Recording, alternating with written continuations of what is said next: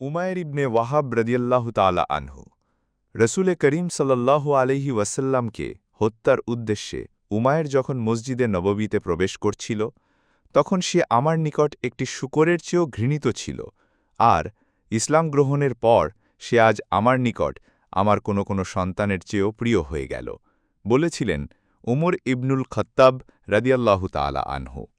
উমায়ের ইবনে ওয়াহাব রাদিয়াল্লাহু তাআলা আনহুর একই জীবনের মধ্যে ছিল দুটি ধারা। একটি ছিল ইসলাম গ্রহণের পূর্ব জীবন আর অন্যটি ছিল ইসলাম গ্রহণের পরের জীবন।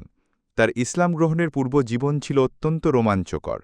বদর যুদ্ধে সে ইসলামের বিরুদ্ধে অস্ত্র ধারণ করেছিল, কিন্তু তার তরবারি তাকে মোটেও সাহায্য করতে পারেনি, বরং সে এক পর্যায়ে নিশ্চিত মৃত্যুর মুখোমুখি হয়েছিল। আল্লাহ তাআলা তাকে ইসলামের জন্য কবুল করে নিয়েছিলেন বলে নিশ্চিত মৃত্যু থেকে সে রক্ষা পায়। এজন্যে সে মক্কায় ফিরে আসতে সমর্থ হয়, কিন্তু তার ছেলে ওয়াহাব মুসলমানদের হাতে বন্দী অবস্থায় মদিনায় রয়ে যায়।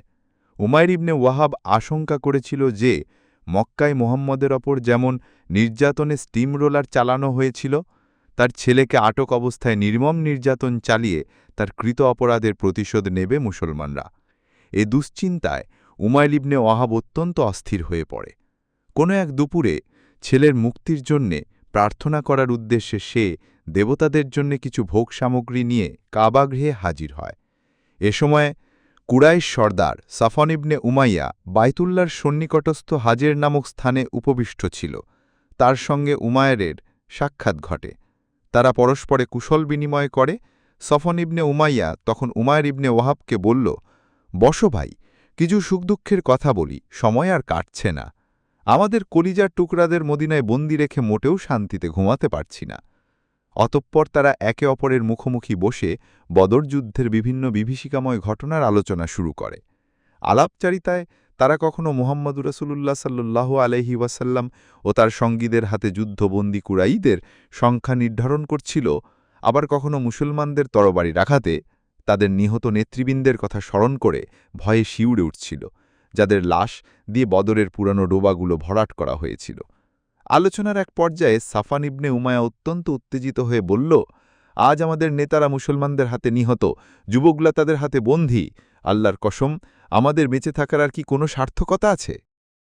উমাইর তার কথায় সায় দিয়ে বলল, তুমি যথার্থই বলেছ, সত্যি আমাদের বেঁচে থাকার আর কোনো যৌক্তিকতা নেই। এরপর কিছুক্ষণ নীরব থেকে পুনরায় সে বলল, এই কাবার মালিকের কসম, আমি যদি ঋণগ্রস্ত না হতাম, অথবা আজ আমার ঋণ পরিশোধ করার মতো কোনো ব্যবস্থা থাকত, অথবা আমার অনুপস্থিতিতে সন্তান সন্ততের অনাহারে মৃত্যুবরণ করার আশঙ্কা না করতাম, তাহলে নিশ্চয়ই আমি মদিনায় গিয়ে মোহাম্মদকে এ দুনিয়া থেকে চিরতরে বিদায় করে দিতাম এবং তার মিশনকে স্তব্ধ করে দিয়ে আরববাসীকে এ অত্যাচার হতে মুক্ত করতাম। এরপর সে মৃদুস্বরে বলল, আমি যদি মদিনায় মোহাম্মদকে হত্যা করতে যাই, তাহলে কেউ আমাকে সন্দেহ করবে না যে আমি তাকে হত্যা করতে এসেছি, বরং সবাই ভাববে যে আমি আমার বন্দী ছেলের মুক্তির জন্যে তদবির করতে এসেছি। সাফওয়ান কালবিলম্ব না করে উমায়েরের ভাবাবেগকে লুফে নিয়ে বলল, হে উমায়ের, তোমার সমস্ত ঋণের বোঝা আমার উপর ছেড়ে দাও। পাহাড়সম ঋণকেও আমি পরিশোধ করতে প্রস্তুত। আর তোমার সমস্ত পরিবার পরিজনকে আজই আমি আমার পরিবারের অন্তর্ভুক্ত করে নিচ্ছি। যতদিন আমি বেঁচে থাকব, ততদিন আমার অর্থ ও ধন সম্পদের প্রাচুর্য তোমার পরিবারের জন্য ব্যয়িত হবে। সফওয়ান ইবনে উমাইয়ার এই তেজোদ্দীপ্ত প্রতিশ্রুতি শুনে উমাইরের মধ্যকার হিংস্র পশুশক্তি গর্জন করে উঠল। সে সফওয়ানকে বলল, তাহলে আমাদের দুজনের মধ্যকারে চুক্তির কথা আর কাছে প্রকাশ করো না। আমি আমার কর্তব্য সম্পাদনের জন্য বদ্ধপরিকর। রসুলুল্লাহ সাল্লাল্লাহু আলাইহি সাল্লামের প্রতি উমায়েরের হৃদয়ে যে হিংসার আগুন জ্বলছিল, সাফওয়ানের উৎসাহ উদ্দীপনা ও প্রতিশ্রুতি তা আরও বহুগুণ বাড়িয়ে দিল। সে অঙ্গীকার বাস্তবায়নের লক্ষ্যে দৃঢ় সংকল্প নিয়ে কাবাঘর থেকে বাড়ি ফেলল এবং পরিকল্পনাকে সামনে নিয়ে প্রয়োজনীয় প্রস্তুতি গ্রহণ শুরু করল। যেহেতু কুরাইশদের প্রায় প্রতিটি ঘরের কোনো না কোনো লোক মুসলমানদের হাতে যুদ্ধবন্দী হিসেবে মদিনায় ছিল, সেহেতু কয়েদিদের আত্মীয়স্বজন সবসময়ই তাদের মুক্ত করার ব্যাপারে মদিনায় আসা যাওয়া করত। তাই উমাইরের মদিনা যাওয়াকে মুসলমানরা কেউই সন্দেহের চোখে দেখবে না বলেই তার বিশ্বাস ছিল। উমাইর ইবনে ওয়াহাব পূর্ণ মানসিক প্রস্তুতি সহকারে মদিনা রওয়ানা হওয়ার সিদ্ধান্ত নিল এবং স্বীয় তরবারি আরও শানিত করে তাতে বিষ মেখে নিল। অবশেষে সফর সামগ্রী সঙ্গে নিয়ে মদিনার উদ্দেশ্যে রওনা হয়ে গেল। তাকে বহনকারী উট যতই মদিনার দিকে অগ্রসর হচ্ছিল, উমায়েরের হিংসার আগুন ততই দাউ দাউ করে জ্বলছিল। দীর্ঘ পথ পাড়ি দিয়ে এক পর্যায়ে উটটি মদিনায় মসজিদে নববীর কাছে এসে পৌঁছল। উমায়ের সেখানে অবতরণ করে তার বিষাক্ত তরবারি নিয়ে মোহাম্মদ সাল্লাল্লাহু আলাইহি ওয়াসাল্লামকে খোঁজার জন্যে মসজিদে নববীতে প্রবেশ করল। এদিকে ওমর ফারুক রাদিয়াল্লাহু তাআলা আনহু মসজিদে নববীর দরজার নিকট বসে কিছু সংখ্যক সাহাবীর সাথে বদরের যুদ্ধবন্দী ও মৃত কুরাইশদের নেতৃত্বের পরাজয়ের ঘটনাবলী, মুসলমানদের সাহসিকতা ও বীরত্বের বর্ণনা এবং আল্লাহর সাহায্য ও বিজয় সম্পর্কিত গুরুত্বপূর্ণ বিষয়াদির আলোচনা করছিলেন। হঠাৎ মুখ ফেরাতেই তিনি দেখতে পেলেন যে অস্ত্রসজ্জিত কুমায়ের ইবনে ওয়াহাব মসজিদে নববীতে প্রবেশ করছে। তিনি চমকে উঠলেন এবং তার দিকে অঙ্গুলি নির্দেশ করে চিৎকার করে বলে উঠলেন, আল্লাহর দুশমন উমায়ের ইবনে ওয়াহাব নিশ্চয়ই কোনো খারাপ মতলব নিয়ে এই মসজিদে প্রবেশ করছে। এই সেই ব্যক্তি যে মক্কায় আমাদের বিরুদ্ধে মুশরিকদের লেলিয়ে দিয়েছিল এবং বদর যুদ্ধে মুসলমানদের বিরুদ্ধে গুপ্তচর বৃত্তির কাজে ভীষণ ব্যস্ত ছিল। সে কোনো মহৎ উদ্দেশ্যে এখানে আসতে পারে না। এই বলে তিনি উপস্থিত সাহাবীদের তৎক্ষণাৎ রসুল সাল্লাল্লাহু আলাইহি ওয়াসাল্লামের চারদিকে অবস্থান গ্রহণ করার নির্দেশ দিলেন এবং ওই ব্যক্তির নাশকমূলক কাজ সম্পর্কে সবাইকে সতর্ক থাকার জন্য বললেন। অতপর উমর ফারুক রাদিয়াল্লাহু তাআলা আনহুর রসুল সাল্লাল্লাহু আলাইহি ওয়াসাল্লামের কাছে গিয়ে বললেন, হে আল্লাহর রাসূল, আল্লাহর দুশমন উমায়ের ইবনে ওয়াহাব অস্ত্রসজ্জিত অবস্থায় মসজিদে প্রবেশ করেছে। নিশ্চয়ই তার কোনো কুমতলব রয়েছে। কথা শুনে রাসূল সাল্লাল্লাহু আলাইহি ওয়াসাল্লাম বললেন, তাকে আমার কাছে নিয়ে এসো। উমর ফারুক রাদিয়াল্লাহু তাআলা আনহু এই আদেশ শোনার পর উমায়েরের কাছে ফিরে গিয়ে এক হাতে উমায়েরের তরবারি এবং অন্য হাতে তার জামার কলার ধরে টেনে হেঁচড়ে নিয়ে এলেন রাসূল সাল্লাল্লাহু আলাইহি ওয়াসাল্লামের সামনে। হুজুর সাল্লাল্লাহু আলাইহি ওয়াসাল্লাম এই দৃশ্য দেখে উমায়েরকে ছেড়ে নিয়ে উমর ফারুক রাদিয়াল্লাহু তাআলা আনহুকে একটু দূরে গিয়ে দাঁড়াতে বললেন। অতপর রাসূল সাল্লাল্লাহু আলাইহি ওয়াসাল্লাম উমায়ের ইবনে ওয়াহাবকে নিকটে ডাকলেন। উমায়ের এসে জাহিলি নিয়মে হুজুর সাল্লাল্লাহু আলাইহি ওয়াসাল্লামকে সালাম জানালো। হুজুর সাল্লাল্লাহু আলাইহি ওয়াসাল্লাম তাকে বললেন, শোনো উমায়ের, আল্লাহ আমাকে তোমাদের সালামের চেয়ে আরও উত্তম সালাম দিয়ে সম্মানিত করেছেন। এ সালাম হল বেহেশতের সালাম, আসসালামু আলাইকুম।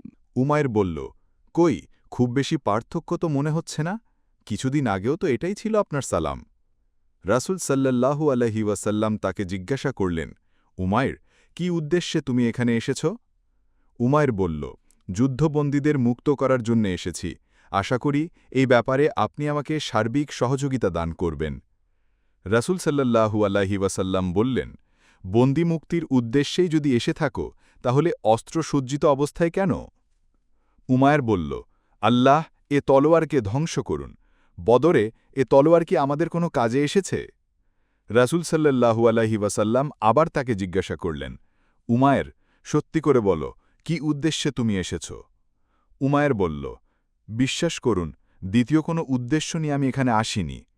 তখন রাসূল সাল্লাল্লাহু আলাইহি ওয়াসাল্লাম বললেন, উমায়ের, তুমি এবং সাফওয়ান ইবনে উমাইয়া খানায় কাবার হাজের নামক স্থানে বসে বদর যুদ্ধের পরাজয় সম্পর্কে কি কখনো আলোচনা করছিলে?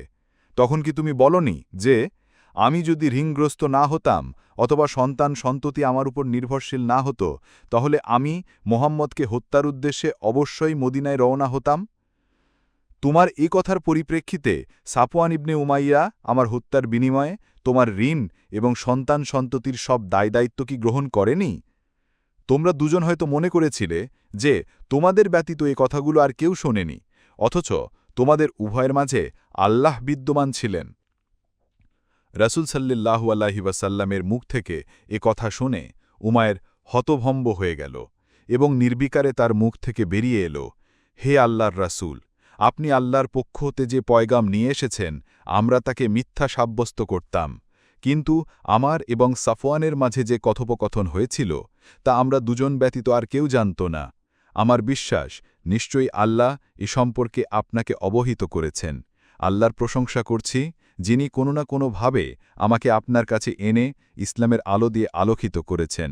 আমি এখন আর আপনার দুশমন উমায়ের ইবনে ওয়াহাব নই, বরং আমি সাক্ষ্য দিচ্ছি যে আল্লাহ ছাড়া অন্য কোনো ইলাহ নেই, এবং আমি আরও সাক্ষ্য দিচ্ছি যে আপনি আল্লাহর বান্দা ও তার প্রেরিত রাসূল। এ ঘোষণার মাধ্যমেই উমায়ের ইসলামের ছায়াতলে আশ্রয় নিলেন। তৎক্ষণাৎ রসুল সাল্লাল্লাহু আলাইহি ওয়াসাল্লাম সাহাবীদের এই বলে নির্দেশ দিলেন, তোমাদের এই ভাইকে দিন সম্পর্কে জ্ঞান দাও, তাকে কুরআন শিক্ষা দাও এবং তার বন্দীদের মুক্ত করে দাও। উমায়েরের ইসলাম গ্রহণের সংবাদে মদিনার মুসলমানদের মধ্যে আনন্দের বন্যা বয়ে গেল। এমনকি উমর রাদিয়াল্লাহু তাআলা আনহু বলেই ফেললেন, ইসলাম গ্রহণের পূর্বে উমায়ের ইবনে ওয়াহাব আমার নিকট একটি শূকরের চেয়েও ঘৃণিত ছিল, কিন্তু ইসলাম গ্রহণের পর সে আমার নিকট আজ আমার কোনো সন্তানের চেয়েও অধিকতর প্রিয়। উমায়ের রাদিয়াল্লাহু তাআলা আনহুর মধ্যে এ বিপ্লবী পরিবর্তনের পর থেকে তিনি ইসলামী শিক্ষায় নিজেকে পরিশুদ্ধ করার সর্বাত্মক চেষ্টায় আত্মনিয়োগ করেন। আল কুরআনের আলোকে তার জীবনকে আলোকিত করতে থাকেন। আল্লাহ ও রাসূলের ভালোবাসায় তিনি এতই নিমগ্ন হয়ে যান যে মক্কায় রেখে আসা তার প্রিয় সন্তান-সন্ততির মায়াও ভুলে গেলেন। এদিকে সাফওয়ান বিন উমাইয়া কুরাইশদের বিভিন্ন সভা-সমিতিতে বক্তৃতা দিয়ে বেড়াতে লাগল এবং বলতে শুরু করল, হে কুরাইশরা, অপেক্ষা করো, সেদিন আর বেশি দূরে নয় যেদিন আমি তোমাদের এমন একটি শুভ সংবাদ শোনাব যা তোমাদের বদরের পরাজয়ের গ্লানি ভুলিয়ে দেবে। সাফওয়ান ইবনে উমাইয়া উমায়েরের হাতে মুহাম্মদ সাল্লাল্লাহু আলাইহি ওয়াসাল্লামের হত্যার খবর শোনার জন্যে অধীর আগ্রহে মদিনার পানে চাতক পাখির মতো তাকিয়ে রইল। যতই দিন যাচ্ছিল এই সংবাদ শোনার জন্যে সাফওয়ান ততই অস্থির হয়ে উঠছিল। তার উদ্বেগ আর উৎকণ্ঠা ছিল সীমাহীন। কবে শুনবে সে সংবাদ যা শোনার জন্যে সে পাঠিয়েছে উমায়েরকে মদিনায়? মদিনা হতে আগন্তুকদের কাছে উমায়ের ইবনে ওয়াহাব সম্পর্কে জানার জন্যে সাফওয়ান উদ্গ্রীব হয়ে উঠল, কিন্তু কেউই তাকে উমায়ের রাদিয়াল্লাহু তাআলা আনহু সম্পর্কে কোনো খবর দিতে পারছিল না। পরিশেষে কোনো এক আগন্তুক সাফওয়ান ইবনে উমায়াকে সংবাদ পৌঁছে দিল, তুমি যার জন্যে অধীর আগ্রহে অপেক্ষা করছ সেই উমায়ের ইসলাম ধর্মে দীক্ষিত হয়েছে। এই সংবাদ সাফওয়ানের মাথায় বজ্রপাতের মতো মনে হল।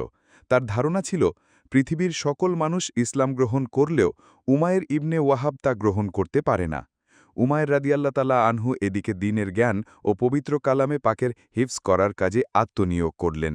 একদা তিনি নবী করিম সাল্লাল্লাহু আলাইহি ওয়াসাল্লামের কাছে এসে বললেন, হে আল্লাহর রাসূল, আমি জীবনের দীর্ঘ সময় আল্লাহর নূরকে নির্বাপিত করতে এবং ইসলাম গ্রহণকারীদের ওপর কঠিন নির্যাতন ও অত্যাচারের কাজে ব্যয় করেছি। আপনি আমাকে অনুমতি দিলে আমি মক্কায় গিয়ে কুরাইশদেরকে আল্লাহ ও তার রাসূলের পথে আহ্বান জানাব।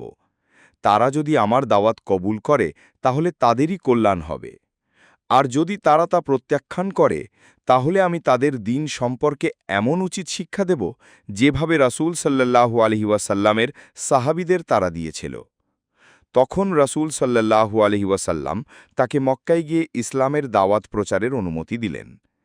উমায়ের রাদিয়াল্লাহু তাআলা আনহু মক্কায় গিয়ে সফওয়ান ইবনে উমাইয়ার ঘরে প্রবেশ করে বললেন, হে সফওয়ান, তুমি মক্কার নেতৃস্থানীয়দের মধ্যে অন্যতম নেতা এবং কুরাইশদের বুদ্ধিজীবীদের মধ্যে অন্যতম বুদ্ধিজীবী।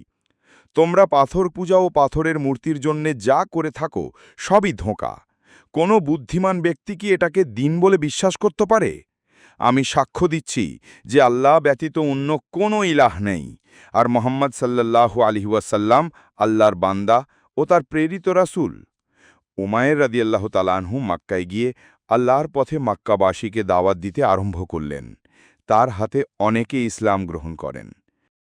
আল্লাহ রাব্বুল আলামিন উমায়ের রাদিয়াল্লাহু তাআলা আনহুকে উত্তম পুরস্কার দান করুন এবং তার কবর নূর দ্বারা আলোকিত করুন।